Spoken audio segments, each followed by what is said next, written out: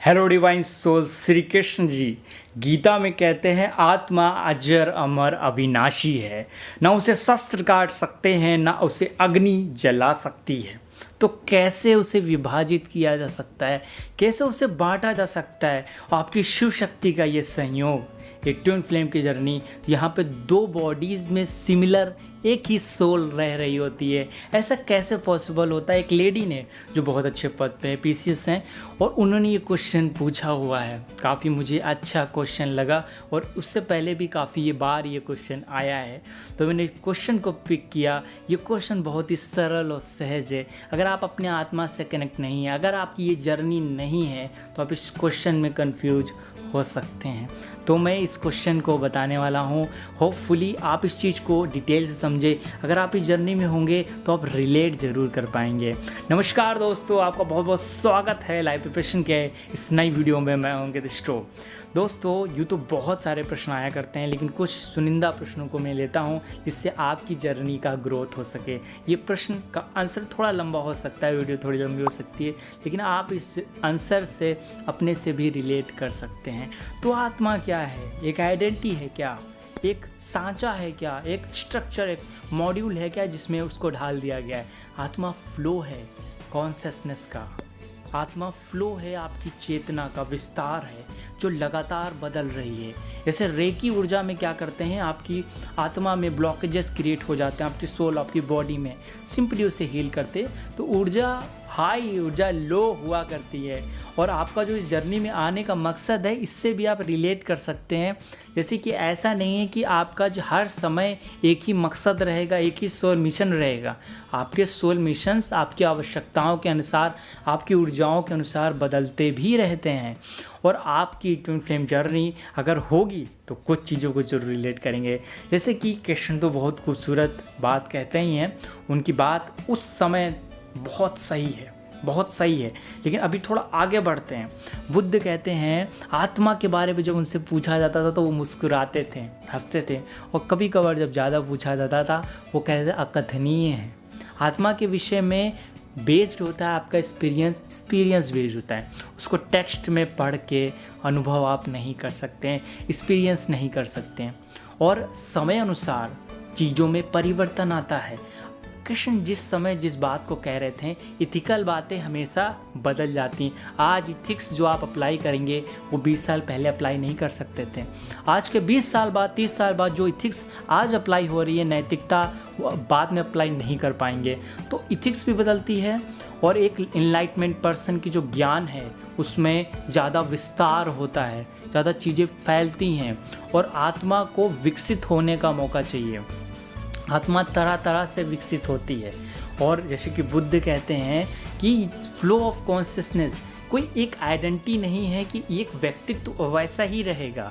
हम किसी चीज़ को एक सांचे में ढाल देना चाहते हैं। फॉर एग्जांपल ट्विन फ्लेम एक वर्ल्ड है, लेकिन ये वर्ल्ड भारत में बहुत पहले से, जो बीच में अंग्रेज का काल आया, उसमें शिव शक्ति के बेसिक नॉलेज को हम लोग भूल गए। बस अर्धनारीश्वर या इस तरह की चीज़ों को याद रखना, बस उन चीज़ों को याद रखना जिसके पीछे कोई साइंस या लॉजिक या कोई उसके पीछे स्पिरिचुअलिटी नहीं है, उसके पीछे कोई बेस नहीं बचा।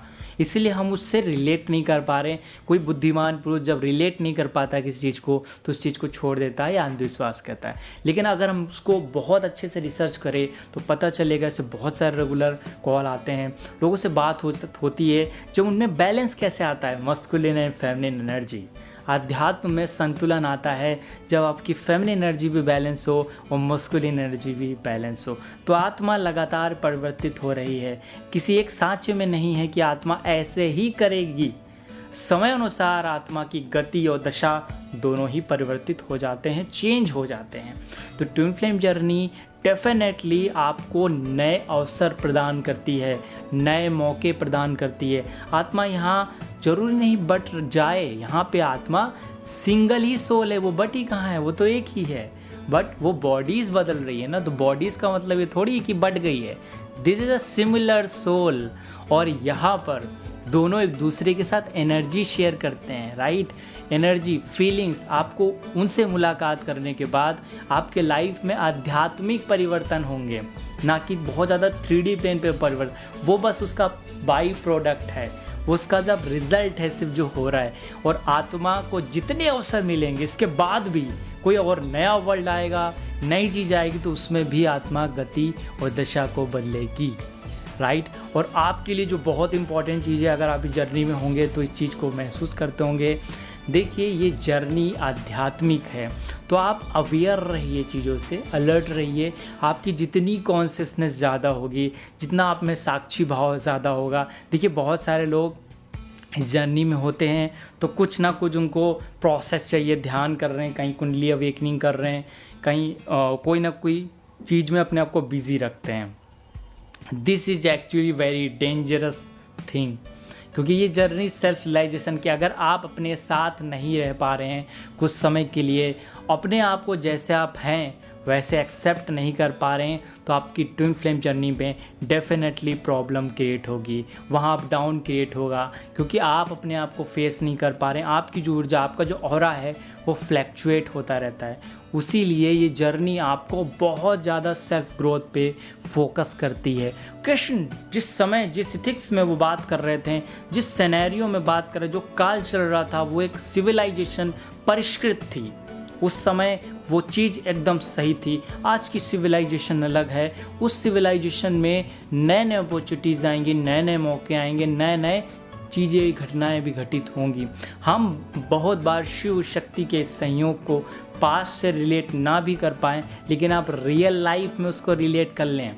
आपको रिलेट होना चाहिए अंतर मन से, आपकी कॉन्शियसनेस से। आपकी ऊर्जा इस समय कैसी बन रही है, आपकी आइडेंटिटी एक फिक्स नहीं है, आत्मा नहीं है आप, आपकी फ्लो है, चेतना लगातार। आत्मा एक ही जैसे नहीं रहती, आत्मा विकसित होती रहती है तरह तरह से, डिफरेंट अपॉर्चुनिटीज़ से।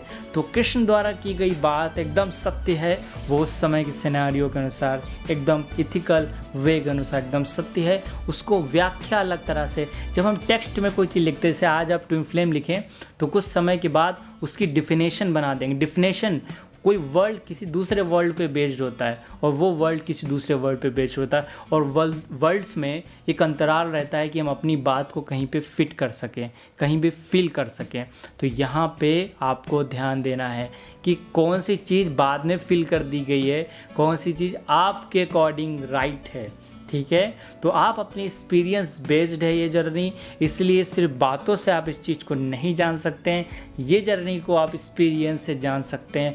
बहुत सारे लोगों के एनालिसिस करिए, 10 महिला पुरुष उठा लीजिए, उनके हॉरोस्कोप के देखिए, उनकी लाइफ को ऑब्जर्व करिए। अगर वो ट्विन फ्लेम जर्नी में से 8-9 लोग ऑब्जर्व वही एक्सपीरियंस फील किया होगा, डैट मीन्स कि यस सम काइंड ऑफ कोई वर्ल्ड है जिसको हम अभी भी एक्सप्लेन नहीं कर सकते, लेकिन उन दोनों की जो आइडेंटिटी है, जो वाइब्रेशंस हैं, वो सिमिलर है। फिजिक्स में, मेटाफिजिक्स में इसे अनुनाद कहा है। कई बार मैंने आपको बताया है कि सेम फ्रीक्वेंसी एक दूसरे की तरफ अट्रैक्ट होती है। वही जो आप एक फ्रीक्वेंसी को देंगे वही दूसरी फ्रीक्वेंसी पे भी असर करता है। तो आप अपनी इस जर्नी में बस अवेयरनेस बढ़ाइए, अपनी इस जर्नी में अपनी कॉन्शियसनेस को बढ़ाइए। भले आप इस जर्नी में ना भी हों, फिर भी आपको अवेयरनेस और स्पिरिचुअल अवेकनिंग तो करनी ही है, जिससे आप अपनी लाइफ में ग्रोथ, अपनी लाइफ में अचीवमेंट हासिल कर सके। होपफुली दोस्तों वीडियो में आपको मज़ा आया होगा, नई कुछ चीज़ पता लगी हो तो वीडियो को लाइक और सब्सक्राइब के साथ बेल आइकन जरूर क्लिक कर लें, जिसमें रेगुलर वीडियो के अपडेट्स भी आप तक पहुंच सके। मिलते हैं नेक्स्ट वीडियो में, अपना ख्याल रखिए, ध्यान रखिए। नमस्कार दोस्तों।